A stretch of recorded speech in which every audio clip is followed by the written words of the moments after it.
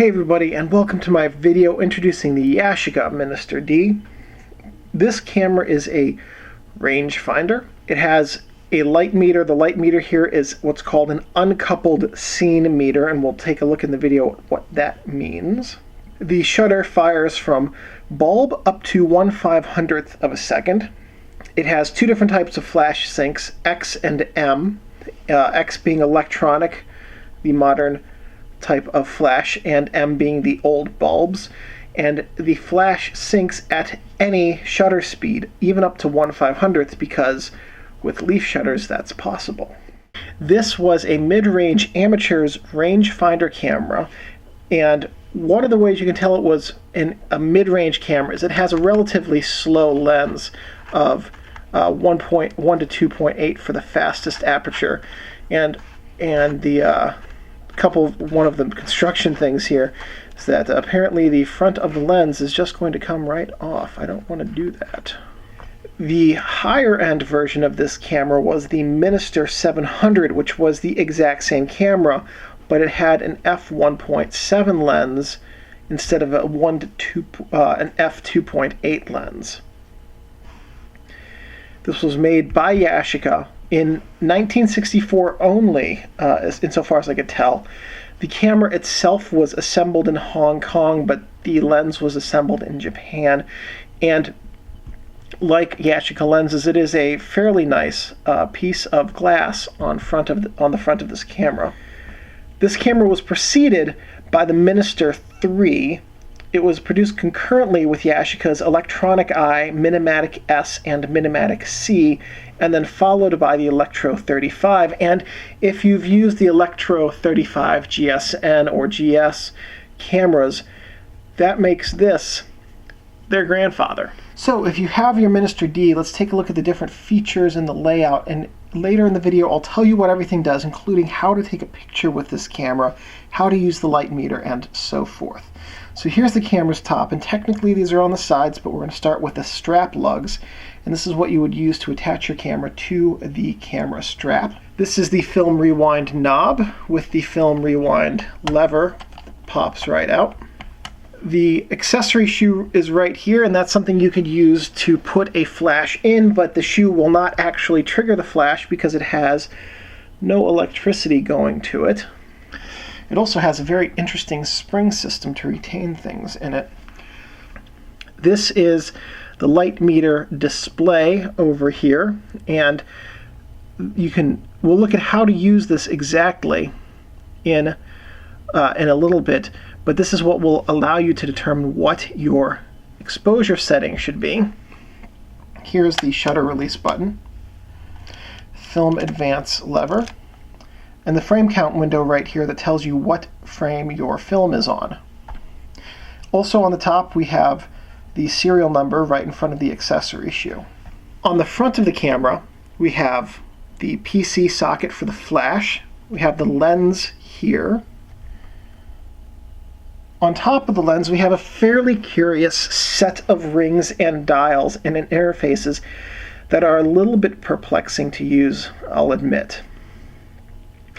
These interface with the light meter up here, and I'll show you how when we get to that. Behind that is the shutter speed selector dial, which is difficult to turn separately from the EV dial. And then behind that is the aperture dial, and that can be turned separately. It's not easy. Basically, the way that this camera works is you're supposed to adjust all of the settings through the through the exposure value ring, which is a little bit wonky if you've never done it before. This is the focusing ring that allows you to focus from infinity down to the close focusing distance of 2.5 feet or 0.8 meters. On the side of the lens, this is the MX switch right here that allows you to switch between M flashes and X flashes. There's no reason not to have it in X sync today because M bulbs are extinct. And over here, this is the on-off button for the light meter. So the light meter will only be on when you push this button down. Here is the viewfinder eyepiece, and here is a random piece of rubber that's put into the back of the camera that covers up an opening in the camera, the purpose of which I never did figure out. Although my guess is that it would allow somebody who knows what they're doing to put some kind of tool into the camera that could be used to adjust the rangefinder. But that is only a guess. On the camera's bottom, here we have the film rewind button, the tripod bushing, the battery chamber cover, and this little open and close dial right here, which is not easy to figure out, but this opens up the film back. And so what you have to do is, right now, it's locked, the film back's closed. You push it the direction of the arrow and then push it into the camera's body, and the film back pops open. So now that we've got the film back open, let's take a look inside the camera and see what's inside here. This is the film cassette chamber. This is where you will put the film to load it before you take any photos. These 4 silver rails are the film guide rails, and as the film comes out of the cassette, it will proceed across the back of the camera this way over the shutter, the camera obscura area right here. The outer rails, as the film moves this way, prevent it from moving up and down, so that allows the film to stay properly aligned. The inner rails work with the film pressure plate, which we'll see in just a second, to sandwich the film on plane so that it is flat where it needs to be for the camera to deliver an in-focus image to it. This is the film tension sprocket, and helps the film be advanced, but also keeps it from being pulled back into the cassette and helps to make sure that it's flat. The opening here is called the camera obscura, and the light from the lens comes through here to make an image on the film. Here's the film take-up spool, and as you advance the camera, or as you advance the film, it's taken up on the film take-up spool. Here's the film back. This is a chart. I don't know if this is part of the camera or if somebody put this in themselves, but this is an ASA to DIN conversion chart for when people were still using old German-made film with the DIN standard number on it, so they could figure out what the ASA is when they loaded it into this camera. Here's the film pressure plate that we talked about, that when the back is closed, sandwiches the film between these rails and the plate. And here's a film cassette spring that holds the cassette in place when it's in here so that the film exits smoothly and in the proper alignment. I'll tell you what, since we've got the film back open, let's put in a roll of film and see how this all works. So to load the film, just slide it in there and lower the film rewind knob. That's pretty easy. I'm going to hit the shutter button because we're going to have to advance it in just a second. Pull out a bit of a leader, feed it into the film take-up spool, and make sure that the registration holes fit into the take-up sprocket well. There we go. That's pretty solid, so I'm going to let this go. This is the point at which, if you were taking this out for actual photography, you would close the back, tighten the spool until you get resistance, like that. And it just unwinds, because that's what this film does. And then you would take 2 more photos, and 3 more photos rather, to advance this to the first frame. Then we can go take photos. I'm going to show you a little bit of what happens inside your camera when you're taking photos with it. Now, one thing to bear in mind is that your film, if you've never used it before or are unfamiliar with it, is one and done. So once it's exposed to light, it's ruined, or it has an image on it. So once you've put your film in here, you cannot take it out until you have used all 36 images and completely rewound it back into the cassette. If you were to open the camera back with your film in like it is right now, all of the images on it would be erased, basically instantly. But here's what happens when you take a photo.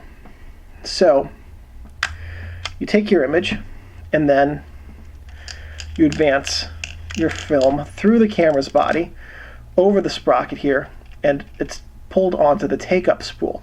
And the film pressure plate that we saw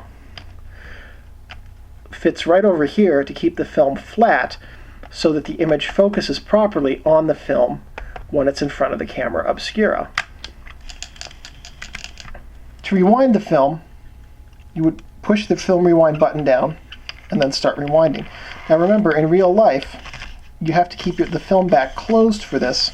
You can't open the film back until it's been rewound. So listen for this sound. That clicking sound is a sound of the film coming off of the film spool inside the camera. And what that means, you're basically done rewinding. Now, if you've taken actual photos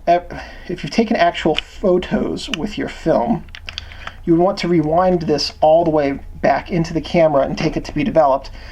I'm going to be reusing that as my dummy film for later videos, so I'm not going to do that right now. But that's how film works inside your camera. So let's change the battery on this camera. Here I've just got a US quarter, pretty easy to use with this. To change the battery, first have to open up the battery chamber. So this camera took the old PX625 mercury cell batteries, and this battery right here has the correct size and shape. This is an LI560. There are still PX625s made, but they're an incorrect voltage for this camera. This camera needs a 1.35 volt battery, not the 1.55. So if you use one of these, you have to compensate for the change in voltage and how that affects the light meter. I'll show you how to do that in just a minute. Here's another option. This is an A76 to PX625 adapter. I picked this up for about $5 on eBay. I think they go for a little bit more now because they've suddenly gotten very popular, and the sellers who were selling them for $5 now realize they can sell them for 16 to 20, and people will still buy them. But it just holds an A76 battery just like that. Once your A76 is in the adapter, you simply put it in. Now you can see on the battery chamber door there's a plus right there. That tells you that the positive contact touches the battery chamber door. The positive contact has all the text on it on the A76s, and that's touching the inside of the adapter, which makes this the plus side of the battery. So we're going to set the chamber door back in there. So there we go. This is about to get cross-threaded. So just tighten that. And we've got a fresh battery. Let's see how it works. And it's alive.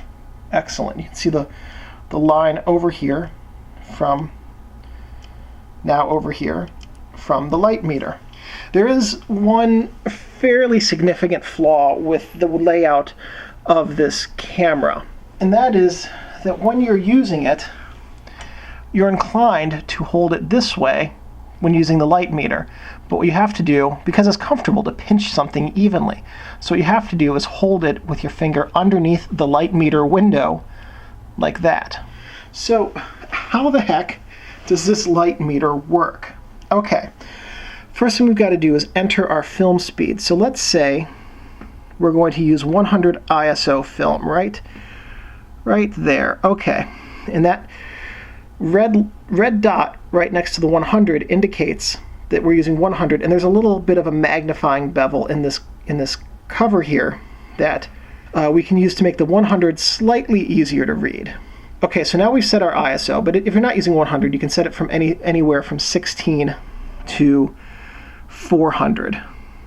Not the biggest range of any camera I've ever seen, I won't lie. Next thing we're going to do is take a meter reading. There we go. And that line is in, so that line is between 9, that line's in 9 EV right now. So you can see how the zebra stripe that line is touching goes down to the 9. Yep. So we know we have to use 9 EV. So let's rotate this dial right here to 9. And right now it's set at 1/60th of a second at f2.8. Well, I mean, shoot, I'm going to take a picture of a landscape. f2.8 is not going to do me any good.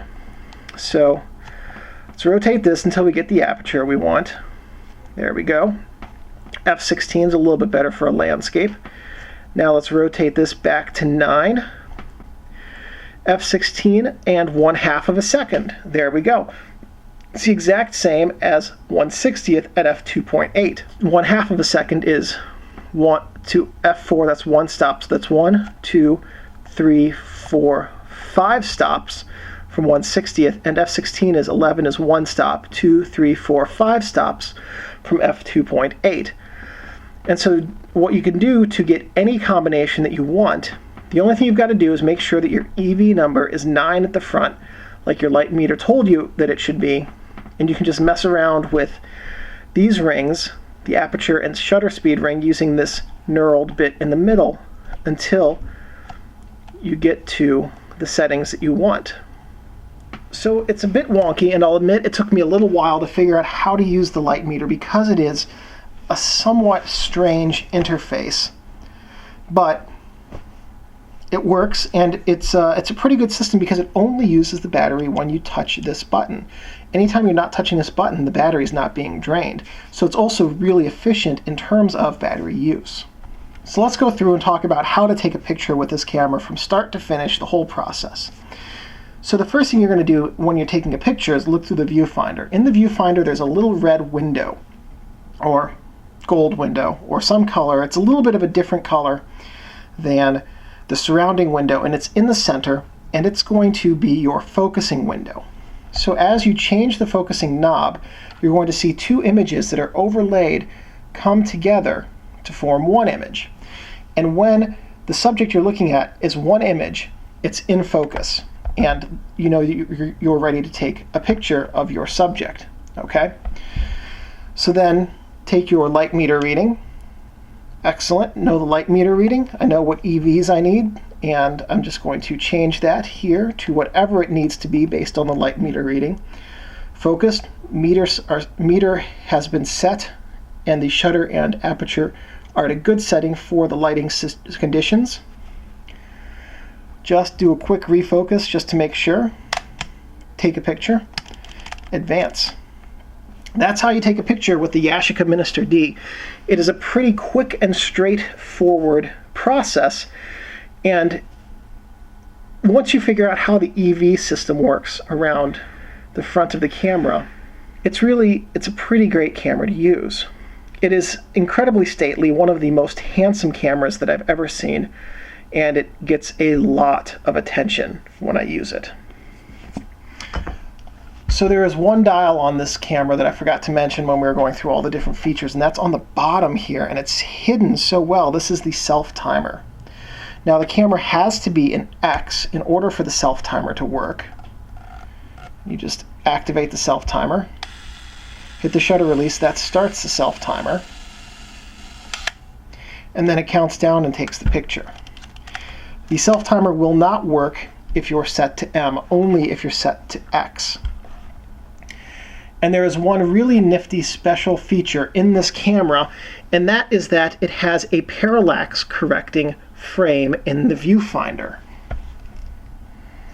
So here we are looking through the viewfinder of the Yashica Minister-D, and there we go, that's in focus. So you can see this frame that's in the corners here, and parallax correction means that as you focus closer and closer, the frame moves. The reason for the frame to move is because of parallax error. The lens is here and the rangefinder is here. Now if you're focused at infinity, they're going to see basically the same thing because of the distance from these two objects to their subject. Imagine a triangle. Point here, third point is your subject. As your subject gets closer and closer and closer, that triangle gets wider and wider. So let's say theoretically, if you're going to take a picture of a subject that was only taking up the area right in front of your lens, your viewfinder wouldn't even be able to see it. In practical use, closer than about 8 feet with a rangefinder, what your lens sees is different enough to notice when you get your film back than what the rangefinder sees.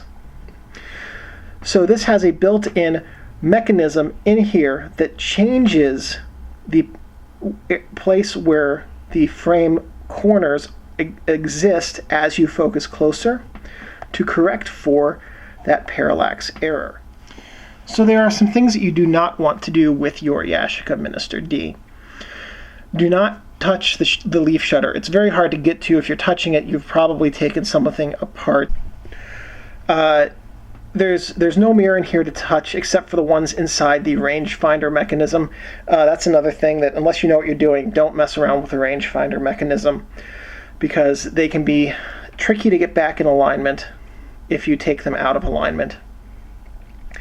Don't leave your camera sitting in your car, because heat can cause the oils in the mechanism to get, and the oils in the lenses to keep things moving properly, to get thin, spread to places where they shouldn't be, and then when it's not hot, they get thick again and they gum up the works. And likewise, the cold in your car can cause the oils in these to break down and become gummy, and then keep your camera from performing as it should also.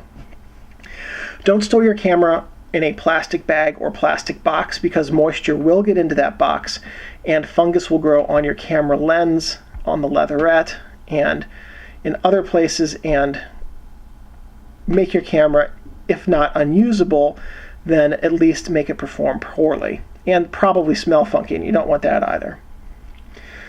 Don't let your camera get wet, because it does have electronics and it's not weather sealed, so it would be easy to short them out if it gets wet. And one last thing to remember is that your Yashica Minister-D is a precision tool and should be handled with care and respect. And as long as you take care of your camera will take care of you. So that is my video on the Yashica Minister-D. If you have any questions, please put them below, and I would be more than happy to answer those. I'm pretty good about getting back in a fairly timely manner. If you have comments or suggestions, please leave those below as well. And if you are an amateur photographer who has taken photos with the Minister-D, feel free to post a link in the comments to your photo album. If you'd like to subscribe, that way you can find out when I have more camera and photography related videos on the way. If this video was helpful, please give me a thumbs up. That lets me know that I'm on the right track and that I'm producing content which is useful for you. And one last thing, thank you guys for watching.